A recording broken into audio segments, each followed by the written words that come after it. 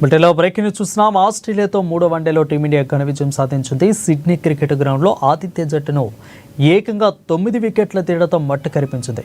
భారత దిగ్గ బ్యాటర్లలో రోహిత్ శర్మ, విరాట్ కోహ్లీ అద్భుత ప్రదర్శనతో రాణించి జట్టుకు విజయం అందించారు. రోహిత్ సెంచరీతో చెలరేగగా కోహ్లీ హాఫ్ సెంచరీతో ఆకట్టుకున్నారు. ఆస్ట్రేలియా పర్యటనలో భాగంగా పెర్త్, అడిలైడ్ వన్డేలో ఓడిన టీమిండియా సిడ్నీ వేదికగా శనివారం 3వ వన్డే ఆడింది. అయితే ఇందులో టాస్ గెలిచిన ఆసీస్ సారథి మిచెల్ మార్ష్ తొలుత బ్యాటింగ్ ఎంచుకున్నారు.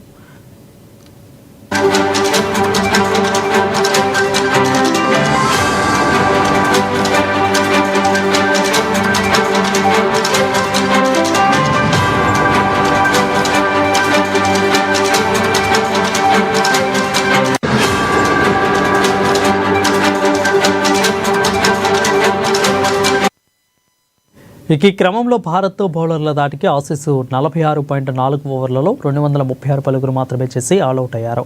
అధిక ఓపెనర్లు మిచెల్ మార్ష్ 41, ట్రావిస్ హెడ్ 25 బంతులో 29 పరుగులు చేసి పర్వాలేదనిపించగా Matthew Short 30, Alex Carey 24, Cooper Connolly 23 పరుగులతో ఓ మోస్తారు బ్యాటింగ్ చేశారు. అయితే 4వ నెంబరు బ్యాటరు మ్యాట్ రెన్హా తన కెరీర్లో తొలి వన్డే హాఫ్ సెంచరీతో 56 పరుగులతో ఈ సత్తా చాటారు. అయితే తద్వారా ఆసీస్ ఇన్నింగ్స్లో టాప్ రన్ స్కోరర్గా నిలిచారు.